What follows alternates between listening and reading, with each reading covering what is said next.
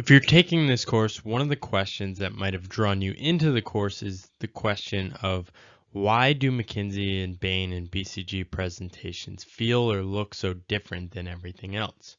So I want to unveil some of the secrets here. With the three core quote-unquote secrets I'll teach you here, the whole goal is to avoid presentations like this. If you've ever been in a presentation where somebody's presenting a slide like this, you know how painful it is to be in the audience. Let's avoid that.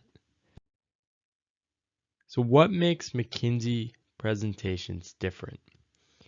I would argue it's something I'm calling flow, which is that the presentation is easy to digest even though it has complex information, and is presented in a way that is very easy to consume. So how does flow play out? It's three things. One is vertical flow. This is the core idea that the title is the so what. You want to use the titles in PowerPoint to really tell the audience what the takeaway of the information is and what they should do next. Second is the horizontal flow. The deck from slide to slide has a story and is part of a larger narrative and makes sense. And third is the overall flow. And this really comes together through mastering the pyramid principle and McKinsey concepts, which we have been hammering over and over again in this course. Finally, one thing that really sets apart presentations, especially from my experience at McKinsey and BCG, was the amount of feedback that people get. Often you're getting a ton of feedback from peers.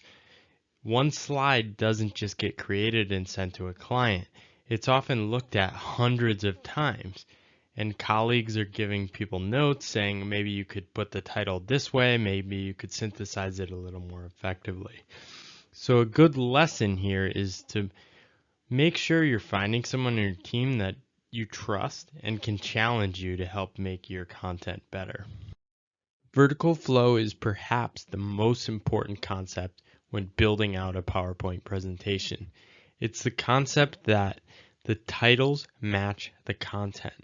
There needs to be an alignment between what you're actually showing in the slide and the title, which tells the audience what to think or synthesizes the information on the slide.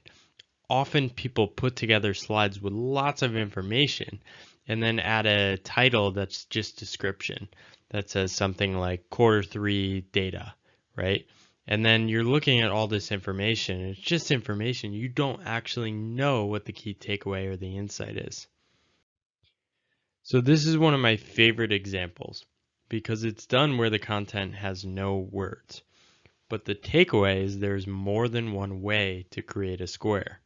And we show and prove this visually. Another thing to remember here is a lot of companies and just people in general are moving to a 16:9 layout. So vertical logic, I don't want to confuse you here, can also apply horizontally.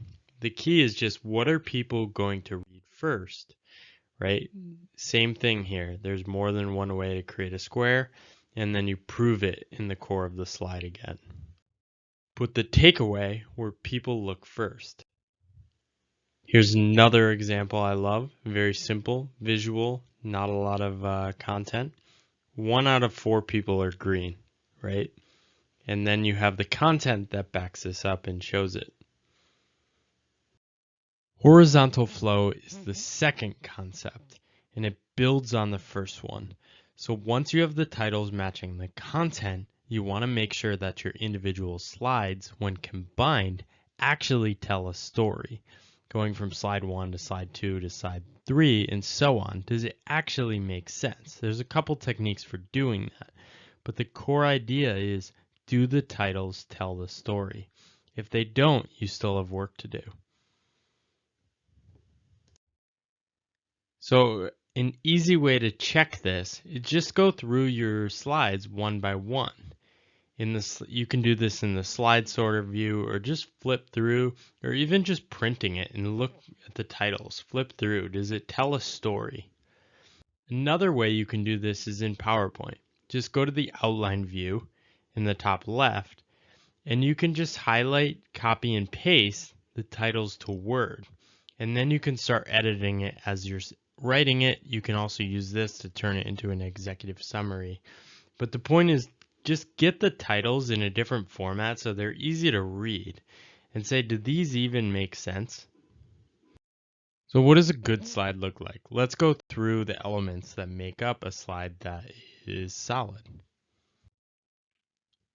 Now this slide is all fake data, but put together to show a couple of key principles. So let's look at it in more depth. First, the title provides a clear takeaway. It says the company is growing consistently, driven by 3 key actions. Now, that also summarizes all the information in the slide. A key thing to avoid is not having excess information in the slide. And you can confirm this by saying, does the title cover everything? If not, perhaps there's content in the slide that you don't actually need. Also in this slide, the subtitles offer clear takeaways. Instead of just saying revenue and labeling it like many charts are labeled, say revenue's quadrupled in 4 years. It gives the audience a frame of reference for the degree of change. Also, we have another subtitle, 3 key actions drove revenue growth, that frame up the 3 key reasons below. Also, we use bolding and spacing to really pull out what are the 3 key elements: geographic expansion, building out the sales team, and acquiring a competitor. Again, let's look at the slide with the shapes, and the argument is up top. There's more than one way to create a square. That's what you want to persuade the audience of, and then you have the proof in the content. And you want to use this core idea for every slide you create.